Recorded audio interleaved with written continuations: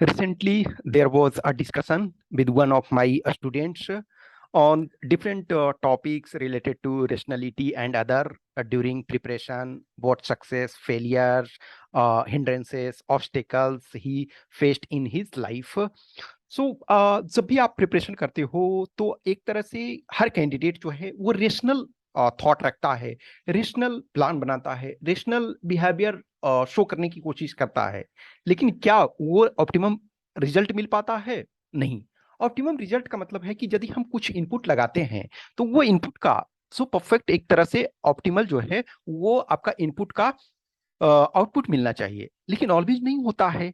ये आप देखना, कभी भी सोचना कि आप जब एग्जाम में जाते हो तो आप एक प्रिपरेशन करके जाते हो कि अच्छा हम इतना क्वेश्चन बनाएंगे, इतने सही होंगे। मान के चलो किसी ने 150 का टारगेट रखा, किसी ने 160 का टारगेट रखा सपोज पेपर वन में, या जो भी जिस एग्जाम में आप सपोज 200 मार्क्स का 250 मार्क्स का एग्जाम है, आपने टारगेट रखा 150 आएगा या 160 आएगा। क्यों? क्योंकि आपने ये टारगेट रखा कि हमने इस लेवल का प्रिपरेशन करा है, हमने टेस्ट दिया, इस टेस्ट में इतने मार्क्स आ रहे थे, हमारी जो जर्नी है प्रिपरेशन की उसके आधार पे।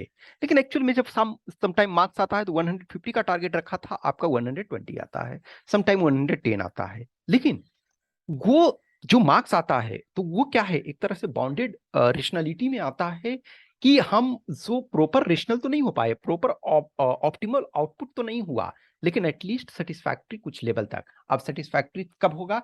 जब पॉजिटिव रिजल्ट आपका आ जाएगा। कुछ कैंडिडेट होते हैं ना कि हम इस टारगेट को लेकर के रखे, इतने मार्क्स आने चाहिए थे, लेकिन वो मार्क्स नहीं आया, still the candidate would selected. तो बॉन्डेड रेशनलिटी जो टर्म एक्चुअली है, हर्बर्ट अलेक्जेंडर साइमन, ठीक है, हर्बर्ट साइमन ने इस टर्म को दिया है। हर्बर्ट साइमन जो है, हर्बर्ट अलेक्जेंडर हर्बर्ट साइमन, ये एक तरह से इनको 1978 में इनको नोबेल प्राइज मिला, ये इकोनॉमिक्स में। एक्चुअल में ये पॉलिटिकल साइंस में पीएचडी किए हुए थे, लेकिन इनकी जो रिसर्च एरिया है बहुत वास्ट है, एक तरह से कंप्यूटर साइंस। मेजोरिटी देखा जाए तो डिसीजन मेकिंग में इनका जो है रोल है, डिसीजन मेकिंग में। तो डिसीजन मेकिंग में, और इनफैक्ट जो आपका क्वालिफाइड जो बाउंडेड इरेशनलिज्म या क्वालिफाइड रेशनलिज्म जिसको कहते हो, तो वो क्या होता है, पॉलिटिकल साइंस में यूज होता है, इकोनॉमिक्स में यूज होता है, साइकोलॉजी में, लॉ में, कॉग्निटिव साइंस में, तो बहुत सारे चीजों में यूज होता है। कोई भी पर्सन है डिसीजन किस आधार पे बनाता है, जैसे इनफैक्ट आप किसी भी एग्जाम का प्रिपरेशन कर रहे हो, या आप स्टेट पीसीएस का प्रिपरेशन करते हो, या आप सिविल सर्विसेज का यानी कि सो सीएससी है उसका यूपीएससी का प्रिपरेशन करते हो, असिस्टेंट कमांडेंट का करते हो, सीडीएस का करते हो, या आप फिर और कुछ भी एज ए टीचर बनना है, डॉक्टर बनना है, इंजीनियर बनना है, तो आपके पास कुछ ना कुछ जो होता है आधार होता है, उसी आधार पे डिसीजन बनाते हो, डिसीजन मेक करते हो। क्योंकि फर्स्ट स्टेप क्या है कि हम ये सोचे कि हम प्रिपरेशन कैसे करें। तो पहले हम लिटिल इस टर्म के बारे में कुछ चीजों को बताते हैं। तो ये जो विकिपीडिया से हमने लिया है, एज सच हमने विकिपीडिया से देखो, तो अकॉर्डिंग टू विकिपीडिया जो कहता है कि bounded rationality is the idea that rationality is limited when individual make decision, and under these limitation rational individuals will select a decision that is satisfactory rather than optimal। जो ये optimal output होना चाहिए वो न मिल रहा, लेकिन at least satisfaction आपको मिलता है। जैसे हमने बताया कि आपने टारगेट रखा कि 160 आता है, 170 आएगा, 180 आएगा, लेकिन एक्चुअल में 160 ना आया, ना 70 आया, ना 80 आया, आपका क्या आया, 130। लेकिन एनीवे आप जब उस चीज को एनालाइज करते हो तो हाँ लगता है कि ठीक है, हम उस कंडीशन में जो डिसीजन लिए थे शायद वो ठीक था, फिर भी न से बेटर है कि हम एटलीस्ट सेलेक्ट इसमें हो गए। अब ये कहता है limitations include the difficulty of the problem requiring a decision, the cognitive capability of the mind and the time available to make the decision. अब आपके पास 2 आवर्स का पेपर है, पेपर वन सपोज आप असिस्टेंट कमांडेंट का लेते हो, 3 hours का पेपर टू है यदि आप पेपर असिस्टेंट कमांडेंट का पेपर टू लेते हो, या आप सीएससी का देते हो तो 2-2 घंटे का दोनों पेपर होता है। फिर जब मेंस लिखते हो तो सारे पेपर 3-3 घंटे के होते हैं, 3 आवर्स के होते हैं। तो उस 3 आवर्स में क्या है, लिमिटेशंस आपके पास क्या है, include the difficulty of problem requiring a decision, कि डिसीजन इन द सेंस कि आपका कंटेंट पूरा आपको पता शायद नहीं था, cognitive capability of the mind कि आप उस टाइम में उस टॉपिक को किस ढंग से कंप्रीहेंड कर पाए, and the time available to make the decision। Decision makers in this view act as satisficers। satisficer का मतलब एक तरह से होता है कि जो आपके पास चॉइसेस थे उसमें से आप एटलीस्ट सेटिस्फाई हो रहे हो, seeking a satisfactory solutions with everything that he or she have at the moment rather than an optimal solution. तो ऑप्टिमल सॉल्यूशन जो होना चाहिए वो नहीं मिला, लेकिन एटलीस्ट सेटिस्फैक्टरी मिला. Therefore, humans do not undertake a full cost benefit analysis to determine the optimal decision, but rather choose an option that fulfills their adequacy criteria. An example of this being within organizations when they must adhere to the operating conditions of their company. This has the opportunity to result in bonded rationality as the organization is not able to choose the optimal solution. तो yes, मैंने Wikipedia से लिया है आपको just एक बताने के लिए. एक चीज देखना, कभी भी हम कोई भी डिसीजन लेते हैं, इवन जैसे समटाइम क्या होता है, आप 2 एग्जाम्स का साइमल्टेनियसली प्रिपरेशन करते हो. कुछ कैंडिडेट है 3 का, कुछ कैंडिडेट है कि 5, जो भी एग्जाम आ रहा है वो भर रहे हैं. ऐसे भी बहुत सारे कैंडिडेट होते हैं. अब जब रिजल्ट सपोज आता है तो कुछ कैंडिडेट हैं कि सेलेक्ट होंगे और मेजोरिटी है नहीं सेलेक्ट होंगे. ये ट्रूथ फैक्ट है कि कोई भी एग्जाम दे रहे हैं तो फाइनली क्या होगा, 99% प्लस जो हैं वो फेल होंगे, और जो 1% होंगे, 1%, half percent, sometime 2%, sometime 3%, sometime 6%, मान के चलो जैसे अब कोई नेट दे रहा है तो नेट क्वालिफाई 6% सपोज हो गए, लेकिन बाकी तो फेलियर देखेंगे. अब जब वो फेल होते हैं तब सोचते हैं ना कि शायद हमसे मिस्टेक्स हुआ. मिस्टेक क्या हुआ कि हमको शायद इस 1 ईयर में एक ही एग्जाम का प्रिपरेशन करना चाहिए. फिर कुछ कैंडिडेट होते हैं कि वो सोचते हैं ना कि मुझे क्लास लेना चाहिए था. तो ऐसा नहीं है कि जो क्लास नहीं ले रहे हैं वो सक्सेस नहीं हो रहे हैं. बिना क्लास वाले भी सक्सेस हो रहे हैं, सेल्फ स्टडी कर रहे हैं वो भी सक्सेस हो रहे हैं. लेकिन जब बाद में कोई पर्सन सोचता है कि क्लास ले नहीं लिया, तो सोचता है कि शायद हम क्लास लिए हुए होते तो वो थोड़ा सा फायदा होता. फिर कुछ कैंडिडेट होते हैं सोचते हैं कि शायद हम टेस्ट लिखे हुए होते तो कुछ फायदा होता, हम कहीं से गाइडेंस लिए होते तो कुछ फायदा होता, या हम ये एक बुक मार्केट जा करके नहीं खरीद पाए, शायद हम उस बुक को पढ़ते तो 2 क्वेश्चन एक्स्ट्रा बन गया हुआ होता. तो ये क्या होते हैं, ये सारे के सारे आपके डिसीजन मेकिंग में बाउंडेशन होते हैं. डिसीजन मेकिंग में जो आपके कमियां होती है, समटाइम टाइम की अवेलेबिलिटी नहीं होती है उतनी. जब एग्जाम में आप जाते हो तो एमसीक्यू आपके पास होता है, मल्टीपल चॉइस क्वेश्चन. तो 4 ऑप्शन है, उस चारों ऑप्शन में क्या है, कोई ना कोई तो आंसर है उस 4 में, लेकिन आपके पास शायद उस टाइम पॉसिटी के कारण शायद आप प्रॉपर डिसीजन नहीं ले पाते हो कि अच्छा इसमें क्यों, क्योंकि उसमें आपको नॉलेज चाहिए, माइंड फैकल्टी चाहिए कि कॉग्निटिव कैपेबिलिटी की उसको एनालाइज कर सकें, विजुअलाइज कर सकें, तो वो आपके पास होता है. तो प्रिपरेशन जर्नी में हर कैंडिडेट जो है जब जैसे अभी एग्जाम हुआ, मान के चलो असिस्टेंट कमांडेंट का 7 अगस्त को, उसके बाद अब हर कैंडिडेट को तो मैं नहीं जानता हूं और नहीं कर सकता हूं. जो कुछ कैंडिडेट, जो लिमिटेड कैंडिडेट जो हमसे जुड़े हुए होते हैं, मैं उनसे उनके स्कोर्स पूछता हूँ, उनके एक्सपीरियंसेस पूछता हूँ.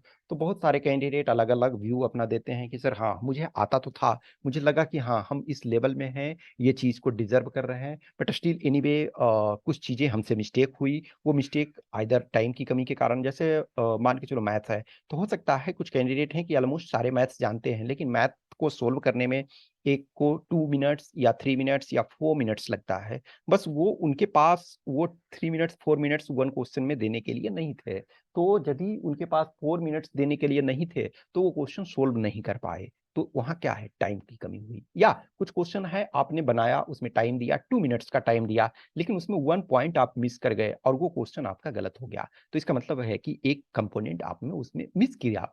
तो ये हर कैंडिडेट के साथ होता है.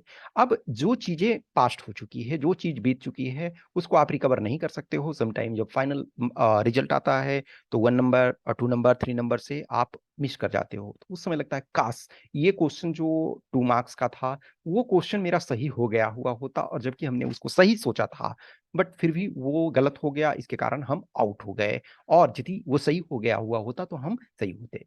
तो अब हम पीछे तो नहीं जा सकते हैं, लेकिन जब हम फर्दर, अब जो फ्यूचर में हम डिसीजन कोई भी बनाते हैं, जो आने वाला टाइम है वो हमारे पास है, वो उसको हम अपना यूज कर सकते हैं.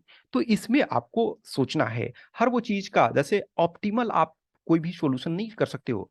250 मार्क्स का यदि पेपर 1 है, 200 मार्क्स का पेपर 2 है, तो आप कितना भी कर लो, ये 250 परफेक्ट नहीं आएगा. थ्योरेटिकली आ सकता है, प्रैक्टिकली पॉसिबल नहीं है. थ्योरेटिकली आप ला सकते हो, प्रैक्टिकली इम्पॉसिबल है कि आप 250 में से, एटलीस्ट यूपीएससी के एग्जाम में 250 में से 250 नहीं लाओगे. ओके. तो जो हम रेशनल अपना थॉट रखते हैं, जो हमारे पास थॉट है कि हाँ, हमें ये ध्यान रखना है कि क्वेश्चंस कहाँ से आ रहे हैं, बेसिक्स हमें क्लियर करना है, हमें सिलेक्शन के लिए कितने मार्क्स चाहिए, ये सारे चीज़ों के बारे में हमें सोचना। हम परफेक्शन में नहीं जा सकते हैं कि 100% हम मार्क्स ले आएंगे, या फिर एन नंबर ऑफ पर्सन होते हैं। यदि आप बहुत लोगों से जुड़े हुए हो रहते हो, 10, 15, 20 मेंटोर्स से जुड़े हुए रहते हो, तो डायरेक्टली नहीं, मान के चलो इनडायरेक्टली, जैसे आप 10, 20 चैनल्स को देख रहे हो, कुछ इन्फॉर्मेशन आपने यहाँ से लिया, कुछ इन्फॉर्मेशन यहाँ से लिया, तो उसमें समटाइम क्या होता है कि आपके पास जो डेविएशन होता है कि कुछ चीजें ये बता रहे हैं तो उनका स्ट्रेटजी फॉलो करो, कोई चीज ये बता रहे हैं उसका स्ट्रेटजी फॉलो करो। और उसमें से क्या होता है ना, आप इधर को फॉलो करते हो ना उधर को। मैं हमेशा बोलता हूं कि ऐसा नहीं है कि कोई भी मेंटर आपको सेलेक्ट करवाता है, सिलेक्शन जो है वो आपके अपने दम पे होता है। कोई थोड़ा सा गाइड कर रहा है, किसी का आपने, हाँ ठीक है, ऐसा नहीं है कि सिंगल पे डिपेंडेंट रहोगे, 1, 2, 3 सोर्स ले सकते हो, लेकिन 10, 20, 15 पर आप डिपेंडेंट नहीं रह सकते हो। उसमें से क्या होता है कि आप चीजों को मिस कर जाते हो। जैसे फॉर एग्जाम्पल लो, बुक ही पढ़ना है, तो कुछ क्वेश्चंस बोलेंगे, an number of question, suppose 125 question है, तो हो सकता है 125 क्वेश्चन 50 डिफरेंट बुक्स में ये आ रहा है, लेकिन हम 125 तो हमारे पास करने के लिए टाइम नहीं होता है ना। हम 125 परफेक्ट तो नहीं कर सकते हैं, परफेक्ट हम 125 अटेम्प्ट तो कर सकते हैं, लेकिन हमारा 125 परफेक्ट तो सही नहीं हो सकता।